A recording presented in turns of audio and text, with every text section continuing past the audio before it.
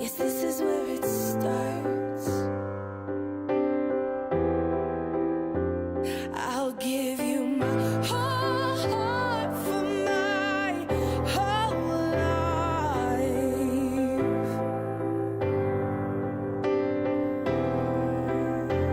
I'll give you my whole heart for my whole life. And this is where it starts.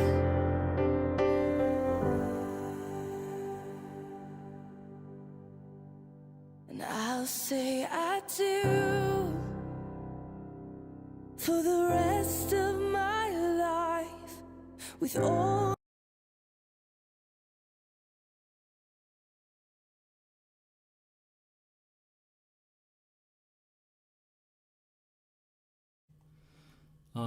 소리 나오나요?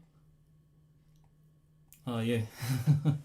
예, 안녕하십니까. 반갑습니다. 4월 17일 오후 5시 보조랑과 함께하고 계십니다. 오늘 비가 아침부터 좀 많이 왔는데 오늘 비 오는 하루 잘 보내셨나 궁금하네요. 네. 오늘 스님들은요, 학당에 있는 일도 좀 많이 하고요.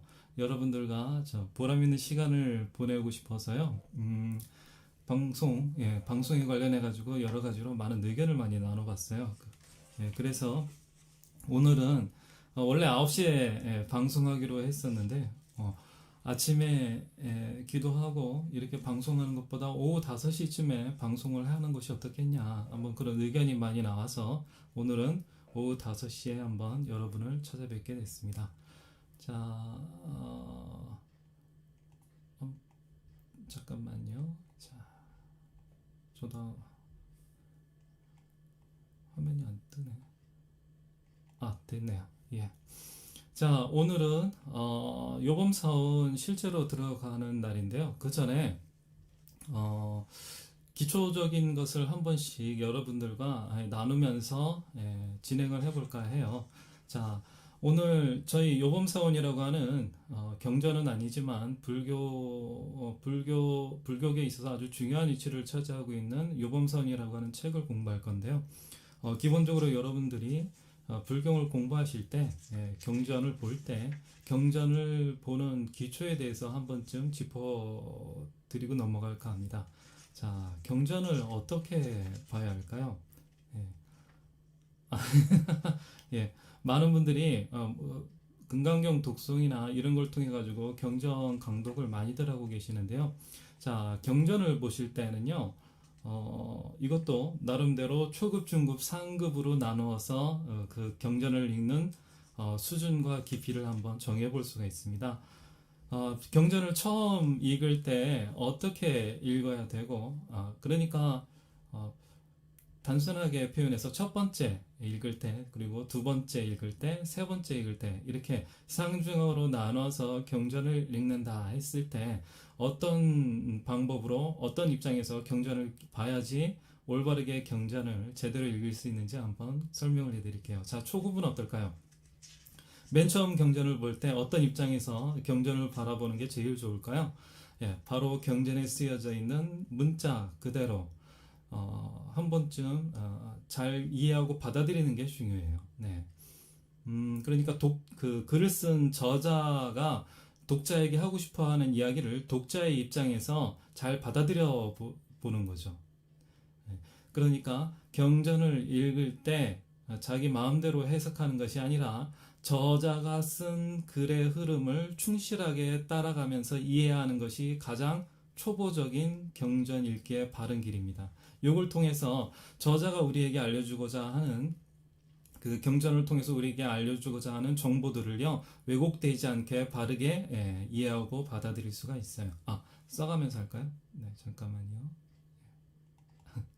자, 요거 한번 써가면서 할게요. 이거,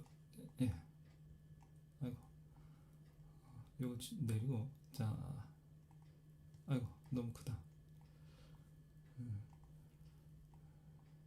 이거 왜 안 지워지지? 됐죠? 자, 오늘 공부 바로 들어가기 전에 잠깐 이거 한번 경전 공부하는 차제법에 대해서 한번 살펴보고 갈게요. 경전 보는 법. 네. 자, 경전 보는 법이요. 나름대로 초보가 있고요. 중급, 중급, 그리고 고수라고 할 수 있는 상급이 있습니다. 자, 초보와 중급과 상급 이 세 가지가 있는데요. 어떤 입장에서 읽어야 내가 초보일 때 막 초보일 때 무조건 중급의 방식을 이렇게 혹은 초보일 때 무조건 상급의 방식을 활용하시려고 하시는 것은 또 나름대로 맞지 않습니다. 초보는 초보 나름대로 닦아야 될 기초가 있기 때문에요. 그 방법에 따라서 경전을 읽는 게 참 좋아요. 자, 초보 때는 어떻게 하라고요? 경전에 담긴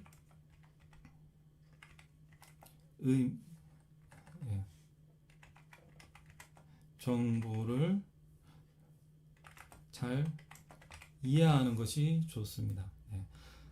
자, 요 단계가 초보가 초급 단계에서 이제 경전을 보는 방법이에요. 그러니까 이 경전에 쓰여져 있는 단어가 무엇을 의미하고 있는지, 저자가 나에게 무슨 이야기를 하고 있는 건지 잘 이해하는 게 초보라고 하니까 좀 이상하네요. 초급, 경전 보는 초급의 단계라고 볼 수 있습니다. 자, 중급은 어떨까요? 중급은 초급의 입장에서 경전에 쓰여져 있는 단어와 그 경전의 흐름을 잘 이해했다면요, 경전을 좀 더 깊게 이해해야 할 필요가 있죠. 그렇기 때문에 내가 이제는 경전을 이해하는 독자, 받아들이는 독자의 입장에서요, 경전을 쓰는 저자의 입장에서 경전을 한번 볼 필요가 있습니다. 저자의 입장에서 글을 쓴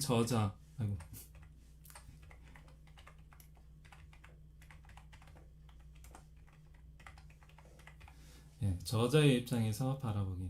자, 경전을 읽을 때 이제는 그 구절을요, 저자의 입장에서 독자의 입장에서 좀 벗어나서, 이 구절은 내가 이 글을 썼다면 왜 이 구절에 이것을 썼을까, 이렇게 저자를 이해해가면서 읽는 거예요. 그러면 무엇이 좋을까요? 뭔가 경전 볼 때 이익이 있기 때문에 저자의 입장에서 한번 읽어보는 거겠죠. 잠깐만, 제 소리 잘 들리나요? 스님, 제 목소리 잘 들리나요? 네. 저자의 입장에서 바라볼 때는 어떤 효과가 있을까요? 초급 때 독자로서 저자가 이야기하는 것을 왜곡되지 않고 바르게 받아들였을 때는 경전에 담겨져 있는 정보를 잘 이해할 수 있다고 그랬어요. 그러면 중급에서 저자의 입장에서 바라볼 때는 어떤 효과가 있느냐면요, 글에 드러나지 않는 행간에 숨어져 있는 의미들을 캐치할 수 있습니다. 그러니까 경전에 대한 이해와 깊이가 심화돼요. 그래서 단순히 저자가 드러내지 않는 숨은 의도까지도 잘 이해할 수가 있습니다. 그러니까 이 경전의 흐름 속에서 왜 이 구절에 이 이야기를 꺼내서 써 놓았는가에 대한 이해가 된다는 거죠. 막연하게 내가 저자라면 이 구절에서는 이 이야기를 해야 이 경전을 읽는 사람들이 부처님의 가르침에 대해서 더 잘 이해하겠구나, 혹은 내가 전달하고자 하는 바를 더 왜곡되지 않고 바르게 이해할 수 있겠구나, 이런 생각이 있어가지고 경전을 구성한다는 거죠. 그러니까 단순히 정보를 이해한다는 것을 뛰어넘어서 책 구성에 대한 이해가 깊어집니다. 이 정도 되면 중급이라고 할 수 있어요. 자, 중급 정도면은 어떤 것을 제시할 수 있느냐 하면, 어제 제가 요범사원 할 때 입신양명 네 가지 가르침에 대해 가지고 표를 짜드렸죠. 그리고 집짓기에 비유도 하고, 그 집짓기에 대해서 비유한 것을 다시 불교의 가르침에 이제 대비시켜 가지고 여러분들에게 설명을 해드렸는데, 이렇게 경전 자체의 구성을 나눠서 여기에 어떤 의미를 가지고 있고 이걸 왜 이렇게 배열을 했는지 설명할 수가 있게 됩니다. 이해도 하고 남에게도 설명할 수가 있어요. 자, 근데 한 단계 더 남았네요. 예, 상급이 남아 있습니다. 자, 경전을 읽을 때 상급은 어떤 단계일까요? 어떻게 경전을 읽어야 상급, 그러니까 가장 높은 수준에서 경전을 바라보게 될까요? 바로 경전에 담겨져 있는 진리나 철학, 사상의 입장에서 경전을 바라보는 거예요. 이해해 보는 거예요. 읽어보기. 예, 이렇게 됩니다. 자, 예를 들어 가지고요. 이게 무슨 얘기냐 하면요. 누군가가 어떤 분이 석가모니 경전이 있다고 해봐요. 그럼 경전을 쓴 사람이 있겠죠. 내가 불자로서 그 경전에 담겨져 있는 내용을 잘 이해하고요. 두 번째로는 그 경전을 쓴 사람의 입장에서 경전을 또 더 깊이 이해할 수 있게 되었다면은 이번에는요, 경전에 담겨져 있는 내용 그 자체에 담겨져 있는 진리가 있을 겁니다. 그 진리의 입장에서 경전을 다시 바라보는 거예요. 그러니까 독자나 이 글을 쓴 지은이의 입장을 더 벗어나서 완벽한 제3의 입장, 진리의 입장에서, 부처님의 입장에서 경전을 다시 바라보는 거죠. 그러면 경전을 바라볼 때 또 다른 해석과 깊이가 열리게 됩니다. 네. 단순히 독자의 입장에서 바라보던 경전이 저자의 입장에서 바라보게 되면은 그 뜻이 새롭게 다가오듯이 진리의 입장에서 다시 읽는 독자와 저자의 모습을 완벽하게 객관적인 모습으로 바라보게 되면은요, 그 경전이 이 세상에 어떤 의미를 부여하고 있는지조차도 이제 이해할 수 있고요. 그 경전을 가지고 우리가 이 세상을 어떻게 바꿔나갈 수 있는지에 대한 현실적이니까 이 실천적인 모습조차도 거기서 읽어낼 수가 있어요. 단순히 경전이 아니라 경전에서 세상 속으로 나갈 수 있는 길을 열어내는 것이 바로 상급, 진리의 입장에서 읽어보는 겁니다. 네. 좀 이해 가시나요? 네. 그래서 초급, 내가 경전을 이때는 어떤 도움을 많이 받나요? 예, 맞습니다. 선생님이나 이렇게 강의나 이런 것을 많이 듣는 거예요. 왜냐하면 내가 가지고 있는 정보는 아무래도 좀 적은 편이고 내 나름대로 고정관념에 의해 가지고 책을 바라볼 때가 많아요. 우리가 정의라고 그랬을 때에도 각자의 입장에서 바라보는 정의가 다 틀리잖아요. 예를 들어서 보편적으로 민주주의가 생각하는 정의하고 공산주의가 생각하고 있는 정의가 어떻게 같을까요? 단어 자체는 같을 때에도 정의를 바라보고 정의를 이해하는 생각은 완전히 틀리겠죠. 예, 그렇기 때문에 경전에 담긴 이해를 잘 이해하기 위해서는 이미 중급과 상급의 단계를 다 잘 밟아 나가고 있기 때문에 경전에 담긴 정보를 올바르게 해석해 줄 수 있는 사람의 도움을 받아서 초급의 단계를 밟아 나가게 되는 것이 좋습니다. 네, 여기서 첫 단추 잘못 끼게 되면은 여기서부터 다 헝클어지죠. 네, 그래서 선지식, 스승이 그렇게 중요하게 여겨지는 거예요. 자, 그리고 나서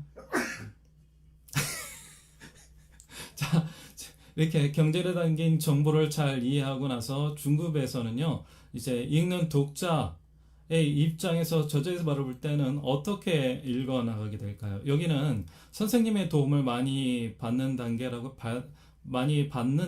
했다면 이제 여기 중급부터는 자기 스스로 해나가는 단계예요. 네. 그래서 혼자 간경을 하거나 사경을 하거나 할 때 심화가 되기 시작합니다.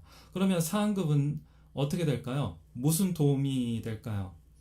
네. 여기 초급에서는 다른 선지식, 선생님들의 도움을 받았다면 그 선생님의 도움을 내 걸로 만드는 것이 바로 중급이고요. 상급은 어떨까요? 예, 상급은 실제로 명상을 해 나가면서 그 책을 하나하나 내 걸로 만들어 나가는 겁니다. 단지 글이 아니라 실제로 명상이나 참선을 통해서 이 진리의 입장이죠. 명상이나 참선을 통해 불성을 알고서 책을 이해하고 나의 삶에서 책의 내용을 실천해 내릴 수 있는 것이 상급 단계예요. 종교를 믿는다고 그랬을 때, 종교의 경전이라고 했을 때는 이런 초급, 중급, 상급의 단계를 밟아 나아가면서 이 배운 교학이 어디로 펼쳐져 나와야 되죠? 나의 삶으로 펼쳐져 나와야 됩니다. 이것이 바르게 경전 보는 법이에요. 네. 어렵나요? 네, 그렇게 어렵지 않게 설명드리려고 노력했는데요. 자, 그래서 경전 보는 법은 보편적인 학문의 최종 목적하고 별로 다르지 않습니다. 우리가 대학교 같은 데 가서 학문을 열심히 닦죠. 예, 그 학문을 닦는 최종적인 목표가 뭘까요? 실천하려고 닦는 겁니다. 내가 배운 학문을 세상에 나아가서 실천하려고 학문을 닦는 거죠. 경전 또한 마찬가지예요. 그냥 지식을 이해하고 그것도 지식을 내 걸로 만드는 것에서 그치면 안 되고요. 부처님이 말씀하신 그것을 세상에 펼치되 내 마음대로 펼치는 것이 아니라 부처님의 가르침, 즉 불성의 입장에서 읽어보고 펼쳐내는 것, 이것이 경전을 바르게 보는 법입니다. 이 이야기 뭐 많이 들어보셨겠지만 혹시 처음 듣는 분들도 계실까 싶어서 한번 경전을 보는 법 로드맵 한번 보여드렸어요. 자, 지금 요범사원도 있고 하긴 한데요. 제가 어제까지는 이 중급 단계의 입장에서 요범사원을 한번 풀어드렸는데요. 요범사원은 어차피 계속 진행해 나갈 거니까 한번 경전 보는 법에 대해서 예를 한번 드려볼까 합니다. 자, 경전 보는 법. 어떻게 그럼 경전을 봐야 되는가 간단하게 예를 한번 드려볼게요. 자, 여기 제가 이번에 예를 드리려고 하는 것이요. 신연복 선생의 글 중에서요. 한 부분을 가지고 우리 한번 여기 있죠. 자, 제가 굉장히 좋아하는 자, 제가 굉장히 좋아하는 분 중에 한 분입니다. 이거 왜 예. 자, 제가 굉장히 존경하고 좋아하는 분이에요. 신용복 선생님이신데, 타계하셨죠. 살아생전에 한번 꼭 뵙고 인사드리고 싶었던 분 중에 한 분입니다. 자, 이분이 쓰신 글 중에 제가 정말 감명 깊게 읽었던 책이 이 신용복 선생님을 맨 처음 만났던 책이 바로 강이라는 책이에요. 워낙 유명한 책이니까 여러분들도 다 아시겠죠? 근데 신인복 선생님 책 중에서요, 그 기행문 책입니다. 나무야 나무야 하는 것은 우리나라에 있는 여러 가지 유명한 명승지들을 찾아다니면서 거기에 대해 가지고 자, 당신 나름대로 글을 좀 쓰신 거예요. 기행문인데 방금 얘기했던 그런 수행적인 측면에 있어 가지고 자, 나무야 나무야하고 경전보는법하고 두 개 다 보이나요? 네, 한번 볼게요. 자, 초급 경전의 담긴 정보를 잘 이해하기. 사실 이거는 이런 기행문 정도의 글에서는 그렇게 어렵지는 않습니다. 그냥 또박또박 읽어나가면 되니까요. 한글을 알면은 경전에 담겨져 있는, 이 글에 담겨져 있는 웬만한 의미는 다 알 수가 있겠죠. 자, 나무야 나무야에서 신윤복 선생님이요, 단종의 유배지 청룡포에 가서 쓴 글이 있어요. 자, 제목이 뭐냐면요. 이미 이 제목 자체가 이 글의 내용을 다 설명해 주고 있는데 한번 볼까요? 역사를 배우기보다 역사에서 배워야 합니다. 그리고 밑에 작게 단종의 유배지 청포령 이렇게 되어 있습니다.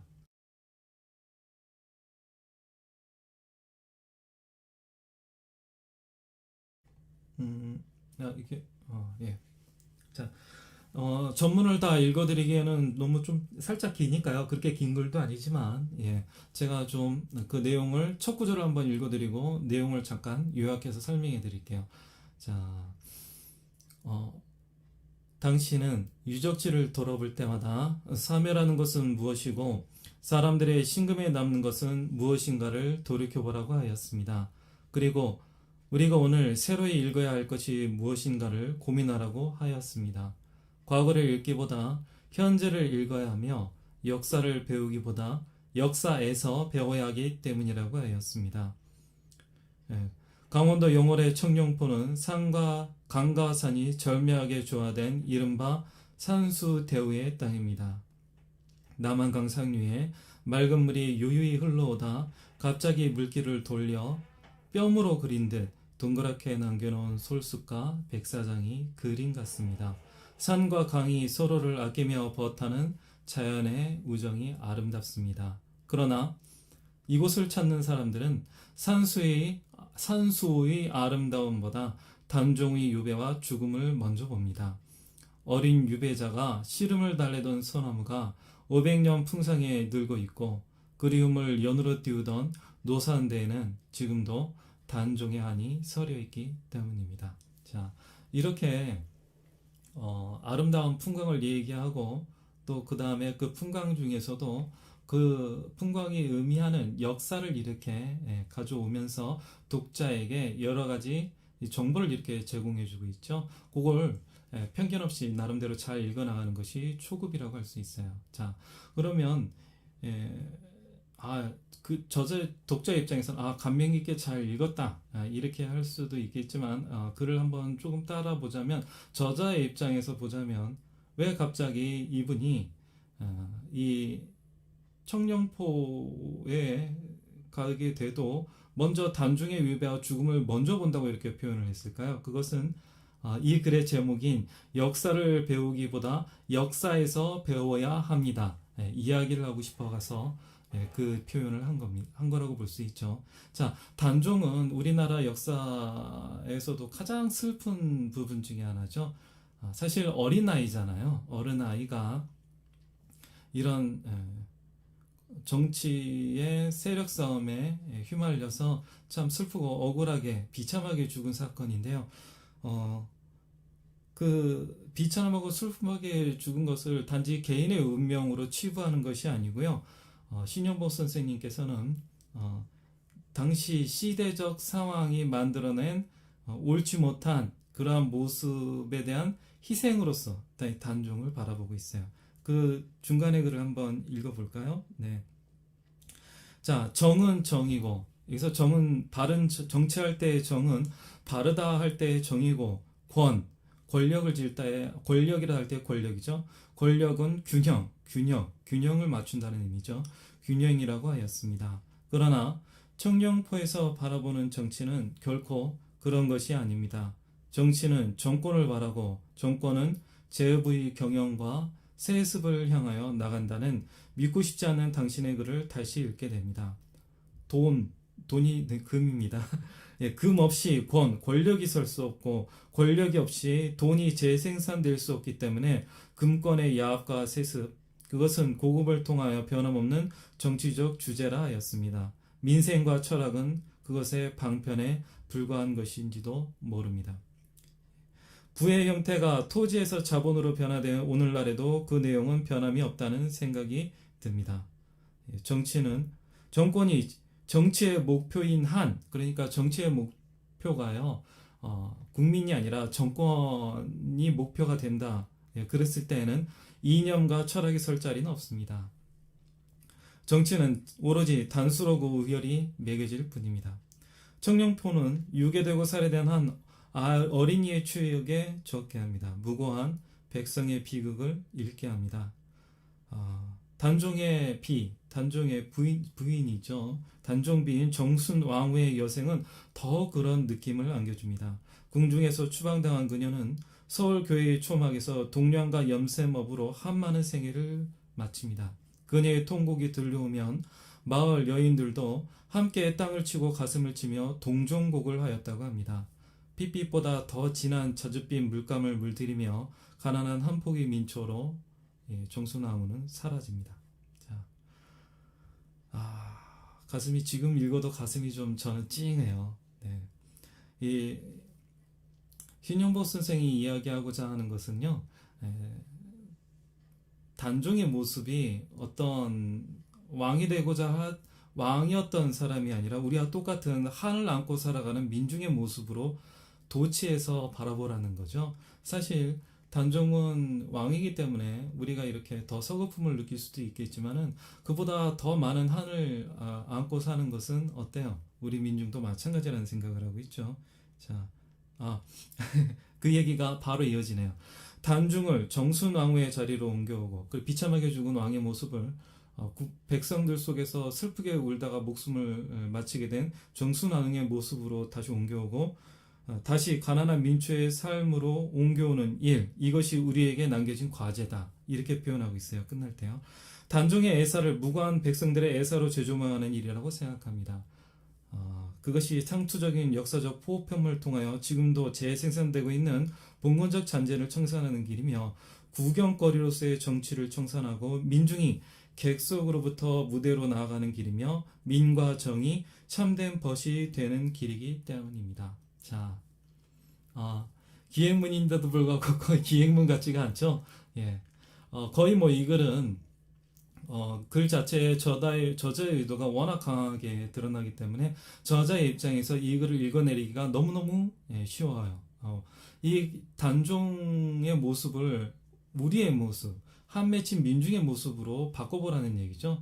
단종과 단종의 부인이었던 전순 왕후가 겪었던 한이 결국 우리 시민들이 이제까지 겪어왔던 권력자들의 올바르지 못했던 권력자들에 의해서 당했던 한스러운 모습과 결코 다르지 않다. 그 모습을 얘기하고 싶은 거죠. 그러면서 이것이 단순히 역사가 아니라 역사에서라고 표현했던 것은 이러한 단종의 모습을 우리의 시민의 모습으로 바꿔보고 또 이런 것이 단순히 역사에서 끝나는 것이 아니라 현재 우리의 삶에서도 고스란히 펼쳐나가고 있다라는 모습을 지금 말해주고 싶어서 하시는 거예요. 즉 민과 정이 참된 벗이 되어야지만 단종, 어린아이인 단종이 죽는 그러한 비극이 되풀이되지 않는다. 정치인들이 정권만을 위해 정치를 하도록 내버려두면 안 된다. 그렇게 내버려두는 순간 우리의 삶은 행복과 멀어지고 한과 가까워진다. 이러한 얘기를 하고 있는 겁니다. 자, 사실 상급 진리의 입장에서는 어때요? 맞죠? 불성의 입장에서 권력을 우리 불교의 입장에서는 나와 남이 둘인가요? 자리 이타했을 때 우리가 자비도 보살도를 행할 때 나와 남의 입장을 서로 구분하면서 도와주진 않죠. 그죠? 본래 보살도의 극치에 이르게 되면 나와 남의 구분 없이 서로가 나도 행복하고 남도 행복한 그러한 정토를요 멀리서요 아니요 바로 여기서 펼쳐나가는 것이 보살도라고 했을 때 진리의 입장에서는 반드시 틀림없이 이 신윤복 선생의 글에서 우리가 받아들이고 이해할 수 있는 부분이 반드시 있을 겁니다. 그게 뭘까요? 어제 바로 있었던 이런 단종의 슬픈 일이 어제 바로 있었던 세월호 참사 같은 일로 계속 되풀이된다는 역사의 모습을 한번 우리도 느껴볼 수가 있을 거예요.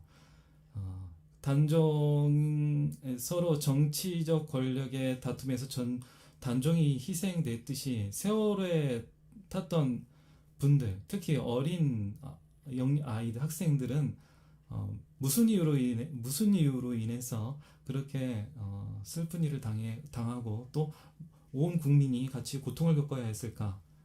불교를 믿는 분이라면 인과를 믿겠죠? 그러면 그 원인을 잘 살펴봐야 됩니다. 그 원인을 지금 나무야를 쓴 신정복 선생께서는 뭐라고 판단하고 계신 거예요? 정치를 하는 이들이 이기적인 정권 싸움에 매몰됐을 때 민중이 중심이 아니라 금과 권에 매몰됐을 때 단종 같은 일들을 서슴없이 개의치 않고 권력을 가졌기 때문에 제재받지 않기 때문에 민중들이 다 두 눈 뻔히 보고 있는데도 불구하고 당당하게 행한다는 거죠. 그런 역사가 사실은 지금도 되풀이되고 있는 거죠. 그런 모습, 단종의 모습을요. 사실 저는 개인적으로 개인적인 얘기를 좀 하자면 세월호에도 고스란히 볼 수가 있습니다. 어제 스님들은 세월호에 관련해서 사시해 볼 때 축원도 드리고 그분들의 영령이 극락세계 가실 수 있도록 많이 축원을 드렸어요. 자, 그러면 진리의 입장에서 보살도를 행해야 되는 불자의 입장에서 이 글을 읽고 우리의 현실에서 벌어진 세월호 같은 혹은 다른 비참한 일이 많이 일어났을 때 그 해결 원인을 어디에 맡겨야 되나요? 개인의 영령에만 맡겨야 되나요? 아니죠. 예. 정치권에만 맡겨요? 그것도 아닙니다. 예, 정과 민이 함께 해결해 나가야 하죠. 참된 벗으로서요. 네. 그것이 선행되지 않는 한 단종 같은 슬픈 일은 계속 되풀이된다는 것이 바로 여기서 얻을 수 있는 가장 좋은 교훈일 겁니다. 그것을 불교의 진리 입장, 불성의 입장에서 보자면 보살도를 열심히 펼쳐 나가서 온 국민이 행복해지는 정토를 만들어 나가기 위해서는 어때요? 종교가 종교 국가가 되어야 된다는 것이 아니라 보살도라고 하는 보살도라고 하는 종교 철학이 보편적 도덕성으로도 자리 잡아야 된다는 이야기를 읽어낼 수 있다면 참 좋을 것 같습니다. 자, 경전 보는 법에 관련해서 나무야 그리고 어제 있었던 세월호 참사를 추모하는 의미에서 한번 두 가지를 여러분들께 같이 말씀드렸습니다. 자, 이제 우리 수업 이제 들어가 보겠습니다.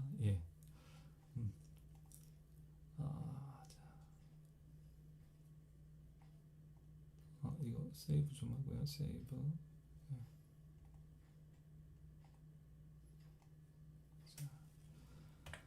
자, 요범사원 1장 들어가죠. 요범사원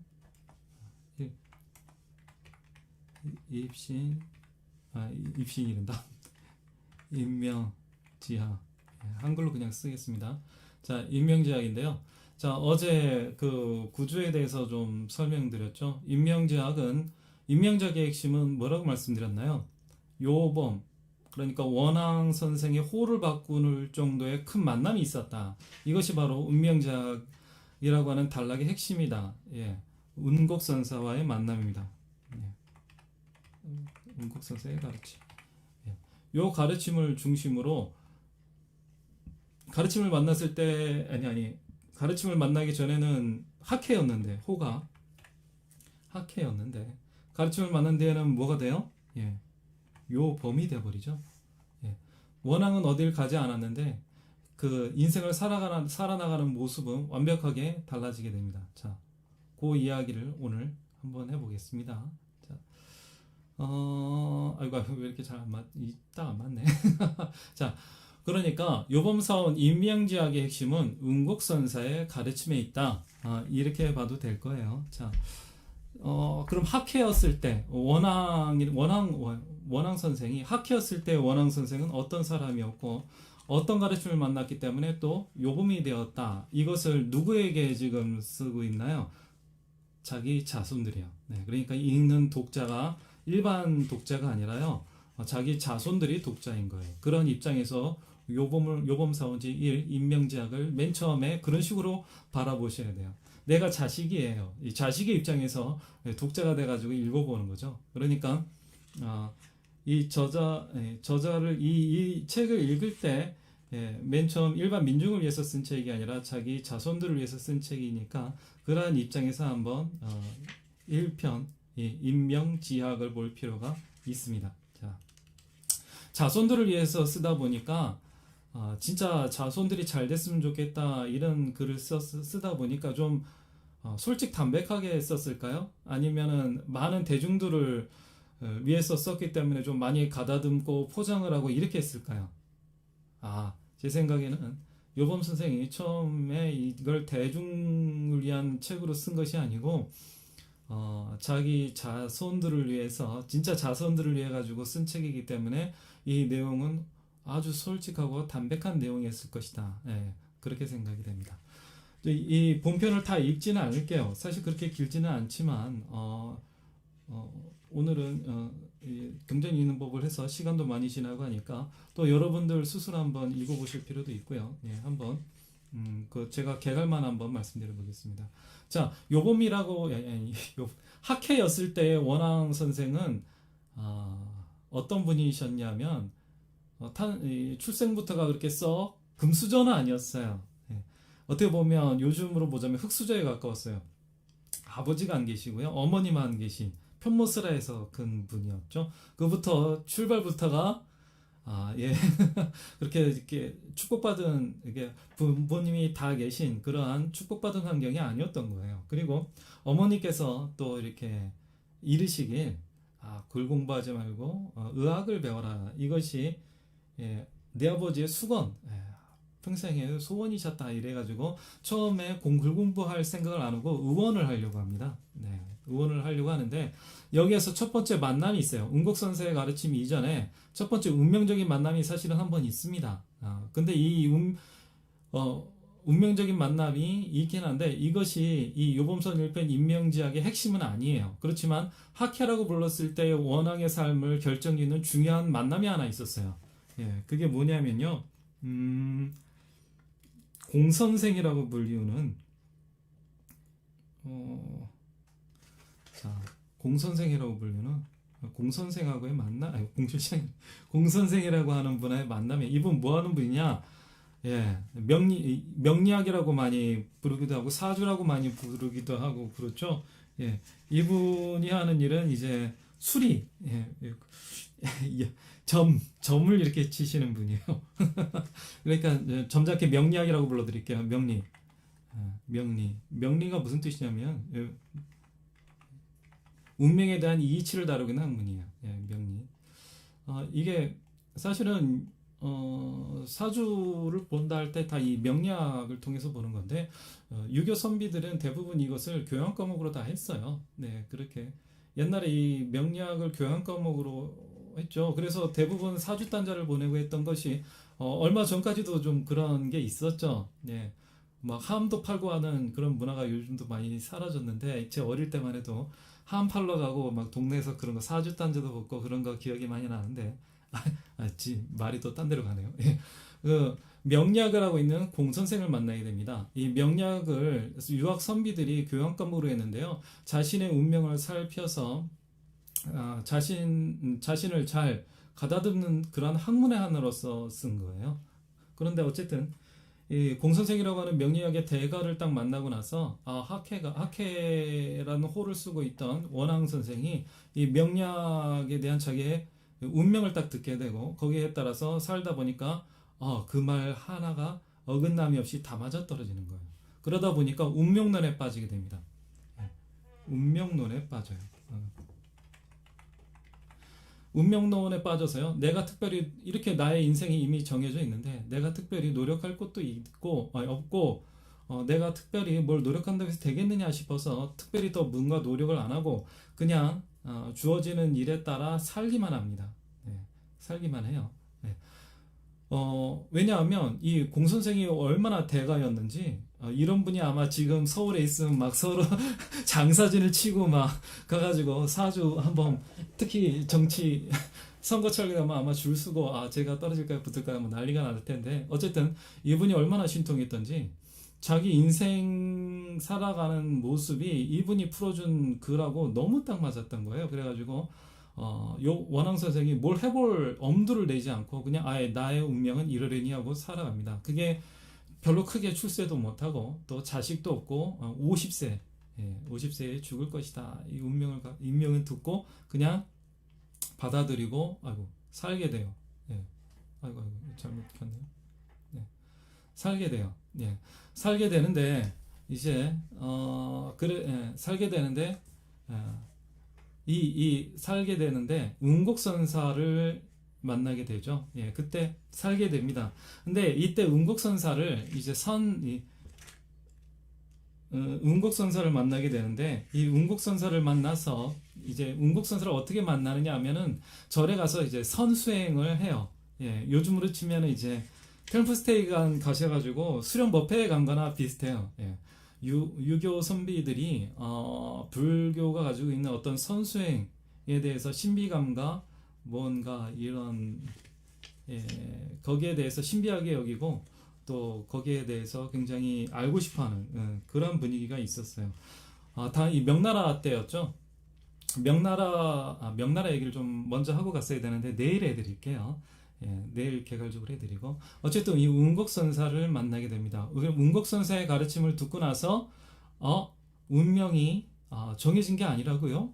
예, 그렇다면 나는 이제부터 범은 어떤 범이냐면요. 그냥 지금 운명론에 따라 나의 삶을 그냥 정해진 길로만 사는 것이 평범한 인생을 마치는 그런 삶이 되겠다 하고 호를 바꿔요. 예, 새로운 사람으로 태어난다는 의미로서 요범이라 하고 운곡선사의 가르침에 따라 사는 모습을 보여줍니다. 그리고 실제로 이 공선생, 운명론을 받아들이고 살 때의 모습과 운곡선사의 가르침을 받아들이고 산 모습이 완벽하게 다른 모습을 보여줘요. 그것을 자기 자손에게 자기 인생의 모습을 보여주면서 실제 증거로서 보여줍니다. 네. 야, 내가 너희들 자손을 낳게 된 거거나 아니면 이렇게 높은 관직에 올라가게 된 거나 또 이렇게 장수할 수 있었던 그것은 다 운곡선사의 가르침 덕분이었다. 사실 곤선생이 명리학을 통해 풀어줬던 운명론에 따라서 살았다면 나는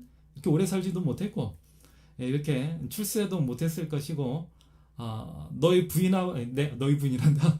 나는 이렇게 부인하고 만나서 결혼도 못했을 것이고 또 너희 같은 자손들도 대대로 두지 못했을 거다 이러면서 실제 나의 삶이 이렇게 바뀌었다 하고 진솔한 이야기를 푸는 것이 인명제약입니다. 자, 그래서 요범이요. 나중에 이건 다 읽어드리진 않을게요. 여러분들이 이 책이 있으신 분은 한번 운명을 뛰어넘는 요범사원 책이 있으신 분은 1편을 직접 한번 읽어보시고요. 네.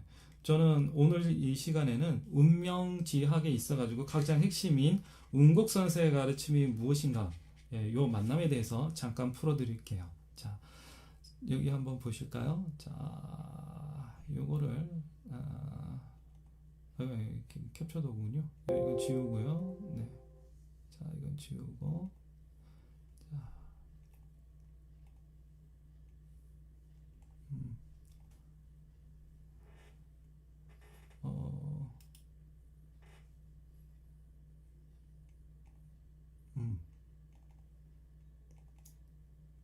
자, 여기 있네요. 자, 이거 좀 보실까요? 네. 어제 말씀드린 것 중에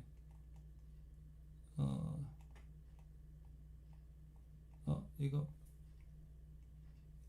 보이나요? 안 보이네. 잠깐만요. 예. 자, 여기 있습니다. 어제 중국에서 요범사원이라는 책을 굉장히 중요하게 여기고 또 그것에 관련해 가지고 여러 가지 기념관도 만들고 책도 권하고 한다고 했는데 중국이 사실 문화혁명을 통해 가지고 굉장히 많은 문화재나 이런 문화 유적들을 많이 없애버렸거든요. 그래서 새롭게 많이 만드는 작업을 하고 있는데 그것 중에 하나입니다. 자, 보시면 여기가 운곡선사예요. 중국에서 만들어 놓은 건데 자, 이거는 바로 원앙 선생이겠죠. 이거는 운곡선사고요. 이 둘의 만남을 이렇게 조각으로 만들어 놓은 겁니다. 예. 이 모습을 보면 어때요?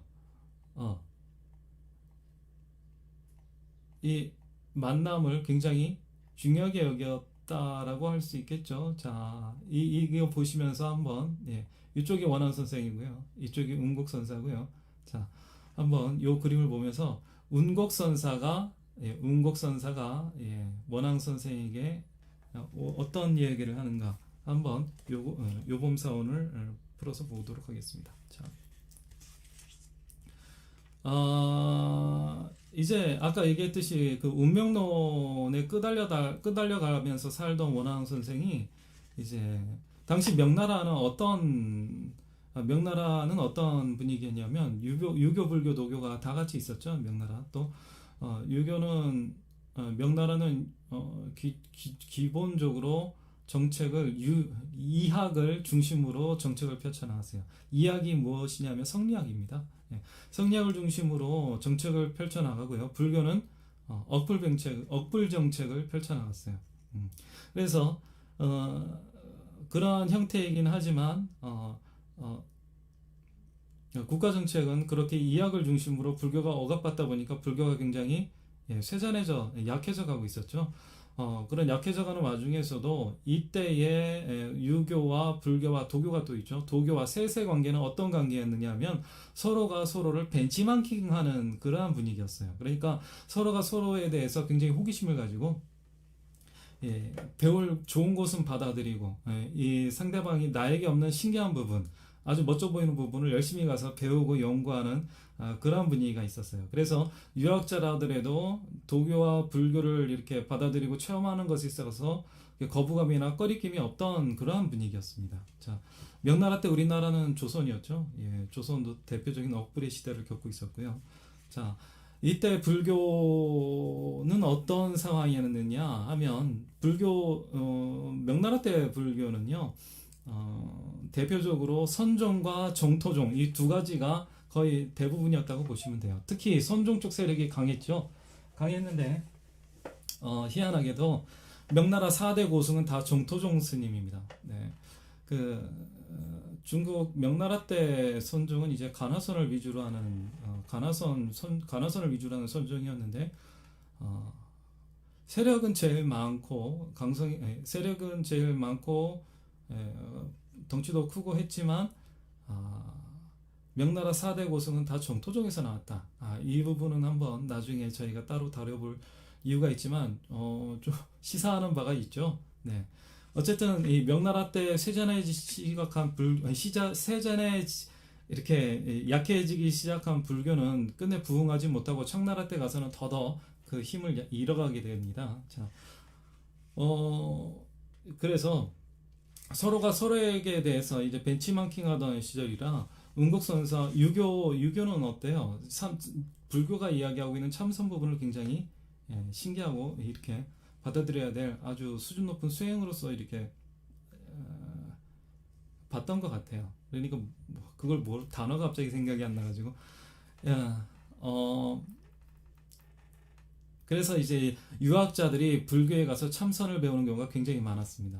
정신 수행에 있어가지고 불교에 있는 참선법을 한 수 위로 쳐줬다고 봐도 되겠죠. 거기 가서 부지런히 배우려고 노력을 많이 했어요. 그래서 이 원앙 선생도 이제 그 공선생 말에 따라서 이제 과거에 나가서 관리가 되고 이제 유학자들과 어울려 지내면서 이제 같이 따라가는 거예요. 가서 이제 명상을 합니다. 명상을 하는데 유학에서도 이제 명상 수행 방법이 있습니다. 네, 있어요. 그래서 이제 가가지고 1569년에 이제 운곡선사를 만나요. 네, 운곡선사를 만났는데 사흘 밤낮을 철야 정진을 이렇게 한다고 하네요. 한다고 했대요. 이런 한걸 보고 선사가 이제 딱 보고 이 선비가 근기가 대단하구나 이렇게 생각을 했겠죠. 그래가지고 이 말을 이렇게 붙였다고 합니다. 자, 그래가지고 운곡선사가 원앙 선생에게 대단하다. 그대는 무슨 사람이길래 이렇게 꼼짝도 안 하고 이렇게 잡념을 일으키지 않는가 했더니 운곡선사 원앙이 대답하기를 저는 불성을 만났습니다. 혹은 명명더욱 내 마음에 있는 올바른 마음을 잘 밝힐 줄 알기 때문에 그럽니다. 그런 게 아니라 운수 얘기를 꺼내요.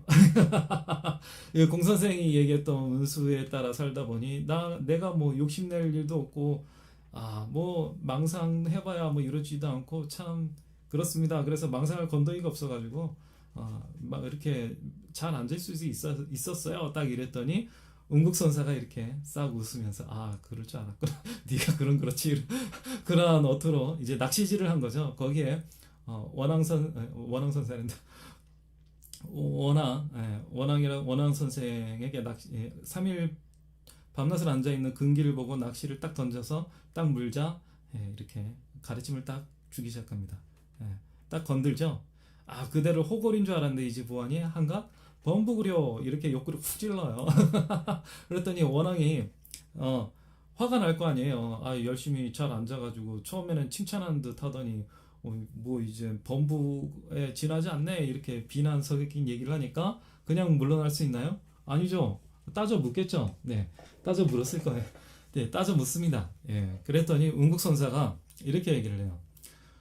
범부는 무심의 경지에 들 수가 없어 결국 음양의 원리에 묶이게 되니 어찌 운수가 없을 수 있겠소. 그러나 오직 보통 사람에게만 운수가 있을 뿐이요. 지극히 선량한 사람은 운수가 정말로 전혀 속박하지 못하고 지극히 사악한 사람도 역시 운명이 전혀 속박하지 못하오. 그런데 그대는 20년이 지나도록 그 운수에 묶여 꼼짝달싹도 못하고 있으니 어찌 범부가 아닐 수 있겠소. 이렇게 얘기합니다. 그러니까 너 운명에 따라 어쩔 수 없이 운명에 따라 산다는 말을 했으니 너도 범부네. 범부구나.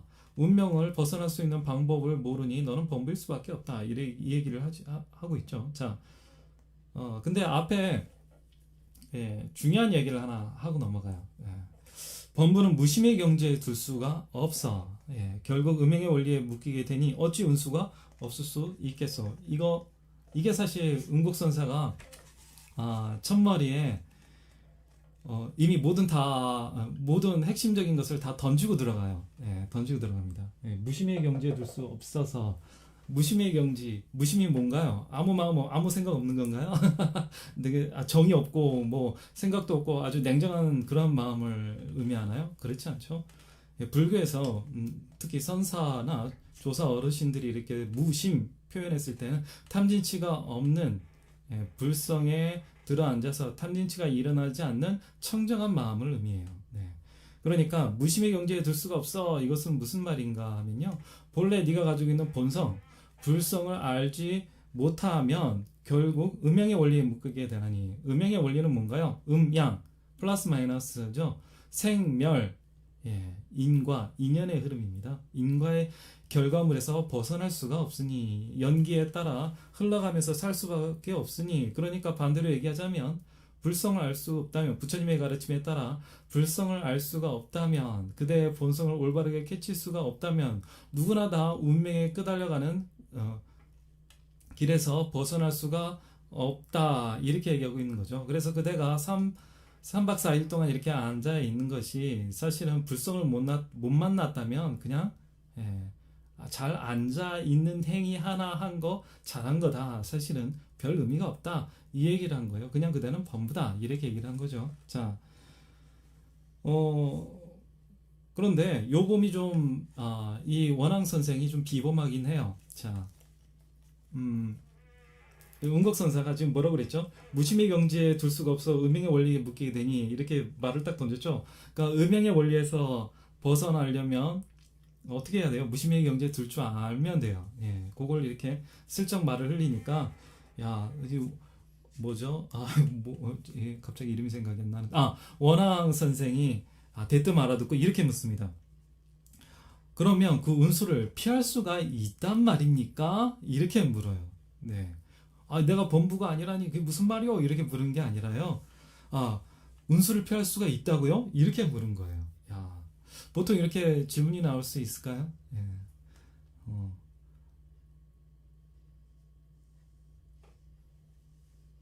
그러니까 은곡선사가 이렇게 답변해 줍니다. 운명은 나 스스로 짓는 것이고 복은 자기에게서 구하는 것이요. 이는 유교의 시경 서경에도 나오는 말인데 확실히 훌륭하고 밝은 가르침이요. 그런데 우리 불교 경전 가운데에도 부귀를 구하면 부귀를 얻고 남녀를 구하면 남녀를 얻으며 장수를 구하면 장수를 얻는다라는 말씀이 있어. 무릇 거짓말은 사카모니 부처님께서 하지 말라고 가르치신 가장 큰 계율 중에 하나이거늘 모든 부처님과 보살님이 어찌 헛소리로 무사람을 속이겠소. 이렇게 얘기합니다. 두 번째 낚시가 딱 날라왔죠. 요범 선생이 무심의 경지에 대해서 딱 묻지 않고 운명을 바꿀 수 있다고요? 거기에 포인트를 딱 맞추니까 그 즉시 방편으로서 무심을 다시 강조하는 게 아니라 그대 유교의 가르침에도 운명은 스스로 짓고 복은 자기에서 구하는 것이 있지 않겠소? 있어. 분명히 있는데 운명은 스스로 만드는 그러한 이야기가 유교에도 있듯이 불교에도 있어. 반드시 있어. 내가 하는 말이 거짓말이 아니오. 석가모니 부처님께서 실제 그렇게 얘기하셨어. 이렇게 얘기하죠. 그러니까 요범이 귀가 확 뛰어가지고 다시 이렇게 얘기합니다. 유교에서 얘기하는 거 내가 유학자니까요. 요범이 유학자잖아요. 그러니까 이렇게 맞받아쳐요. 맹자께서도 구하면 얻을 수 있으니 이는 그 구함이 나에게 있는 것이다. 도덕인 이는 힘껏 노력하면 구할 수 있다 라고 말씀하신 적은 있습니다. 하지만 세속의 부귀공명이 어떻게 구할 수 있겠습니까? 이렇게 말을 하죠. 자, 뭘 의미하느냐 하면은요, 요범사원이 얘기하는 것은 내가 사단을 닦아서 내 마음을 부지런히 수신은 할 수 있겠다 이 얘기는 하는데 아니 돈을 버는 것하고 내 마음을 닦는 것하고 무슨 관계가 있나요? 이걸 이해 못하고 다시 묻는 거예요. 그러니까 유학자들이 당시 가지고 있는 어떤 한계를 여기서도 엿볼 수가 있어요. 내 마음을 닦는데 이 세상이 바뀐다고? 내 마음을 닦는 것과 이 세상이 바뀌는 것이 같은 룰로서 돌아간다고? 이걸 묻는 겁니다. 자, 운곡선사가 이제 운곡선사께서 어때요? 당시 명나라는 어떤 분위기라고 그랬죠? 유교, 불교, 도교가 서로 벤치마킹하는 시대라고 그랬죠? 그래서 운곡선사가 유학자하고 얘기할 때 계속 불교 얘기, 자기 얘기만 하는 게 아니라 상대방이 이해할 수 있는 이야기를 계속 해줍니다. 상대방에게 이야기를 맞춰서 해줘요. 맹자의 이야기를 계속 꺼냅니다. 자, 맹자의 말씀은 훌륭한데 다만 그대가 스스로 잘못 알고 있을 뿐이요. 자, 이게 좀 굉장히 우스운 상황이에요. 이거 보면 이런 표현이 적합할지 모르겠는데 기독교 목사님이 오셔가지고 스님한테 막 무슨 강의를 듣는 거하고 똑같아요. 예. 이 성세에 대한 강의를 지금 듣는 거랑 비슷한 상황이 벌어지고 있는 거죠. 적합한 표현인지 모르겠지만 유교 불교의 입장에서는 그 비슷한 상황이 벌어지고 있는 거예요. 자, 맹자의 말씀은 훌륭한데 다만 그대가 스스로 잘못 알고 있을 뿐이요. 자, 그대가 잘못 알고 있다. 자, 그대가 육조단경을 아직 접하지 못한 모양인데, 자, 육조는 모든 복의 밭은 방촌을 떠나지 않으니 마음을 쫓아서 찾으면 가는 행에서 통하지 않음이 없다고 말했소. 구함은 모두 자기 자신에게 있으니 단지 도덕인의뿐만 아니라 부귀공명도 또한 함께 얻을 수 있어. 이렇게 얘기합니다. 안과 밖으로 함께 얻게 되니 이렇게 구함은 얻음이 유익하고 그러나 만약 안으로 스스로 돌이켜 살피지 않고 단지 밖으로만 구하려 나서면 안팎으로 모두 잃게 돼요. 그것은 구하는 데 도가 있고 얻는 데 천명이 있는 것이라 구하는 것이 무익하게 되는 것이요. 요거 한 줄 정리하면 뭐죠? 한 줄 정리, 우리 정의학당 부지런히 나오신 보살님들 한 줄 정리해가지고 숙제로 내드릴까 싶기도 한데. 자, 이거 부처님이 한 줄로 정리해 주셨죠? 뭐라고 하셨어요? 부처님께서 성도하고 나셨더니 모든 중생의 마음이 부처와 똑같은 지혜와 덕상이 갖춰져 있구나 라고 말씀하셨죠. 그 얘기해주고 있는 겁니다. 네. 네.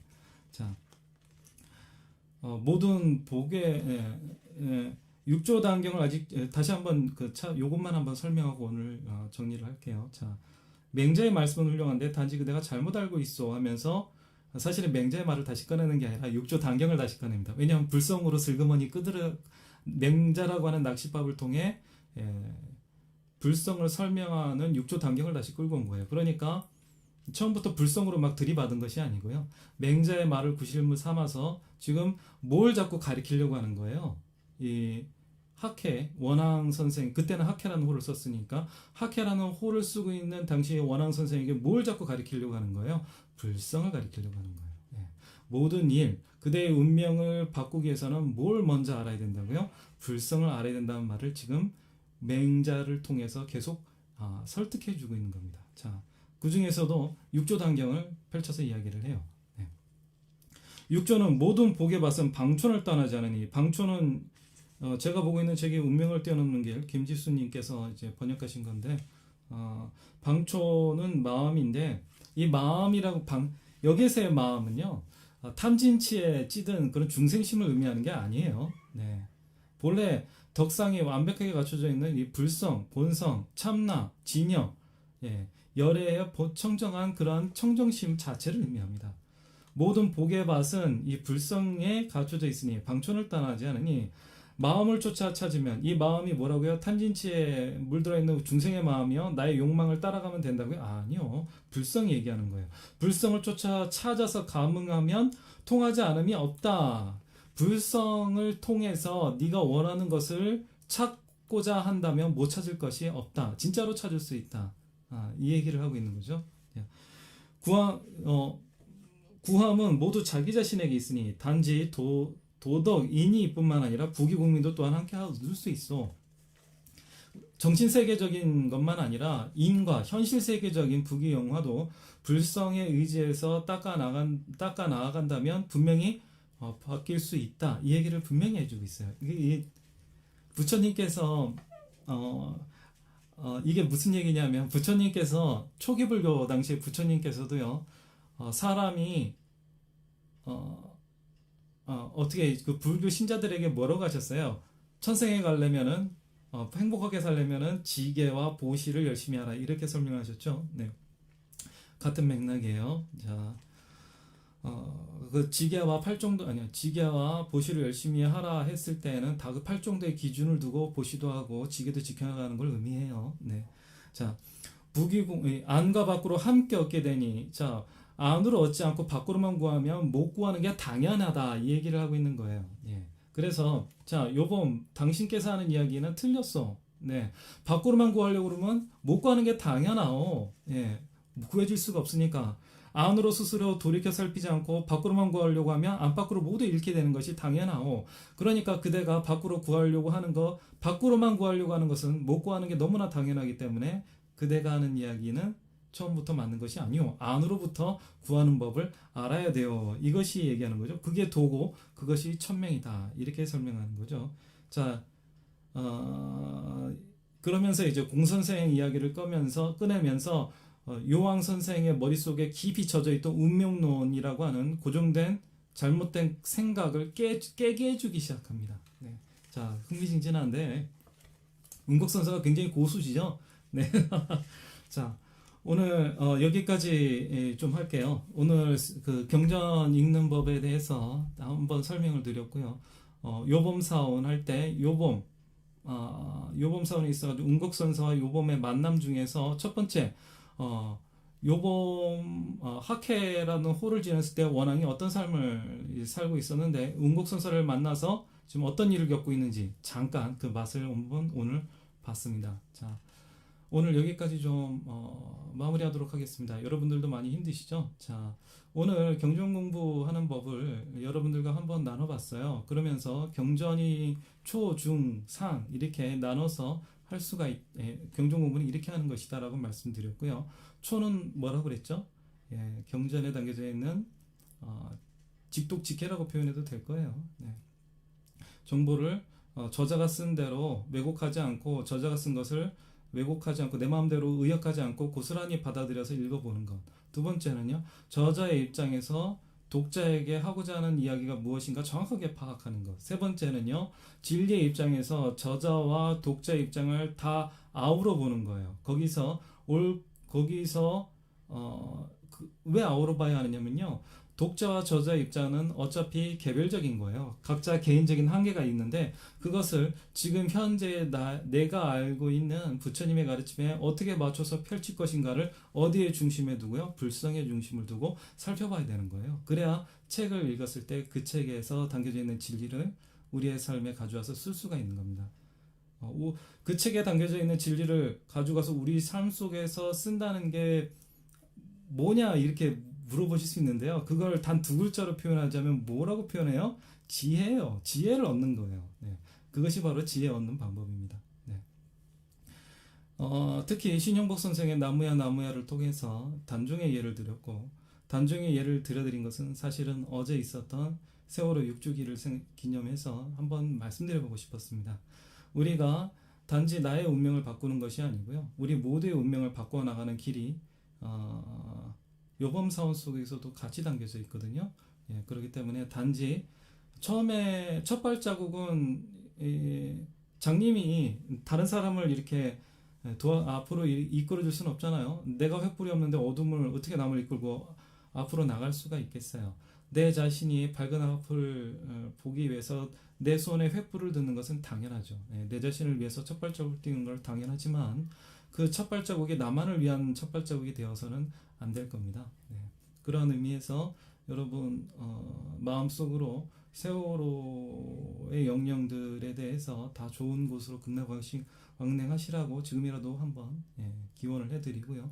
또 세월호에 의해서 많은 상처를 받은 온 국민들이 모두 그 상처를 딛고 더 그런 일이 다시는 일어나지 않는 좋은 미래를 만들어 나갈 수 있도록 마음속으로 기원하시고 현실 속으로도 내가 할 수 있는 범위, 나의 역량 안에서 좀 지지하고 도와주고 열심히 그래 주셨으면 좋겠어요. 더 이상 우리의 어린 생명들이 이런 어처구니 없는 죽음은 막아야 되지 않을까 싶습니다. 자, 그게 또 어떻게 보면 불교가 세상에 가장 큰 도움을 줄 수 있는 부분이 있다면 또 이런 가르침으로서 공부로서 실천으로서 도움을 줘야 되지 않나 그런 생각이 들었습니다.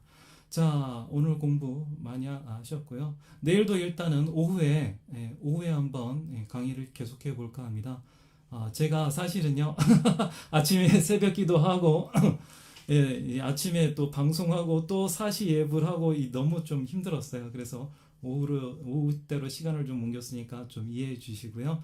오늘 강의 들어주신 분 정말 감사합니다. 여러분 근념하셨습니다.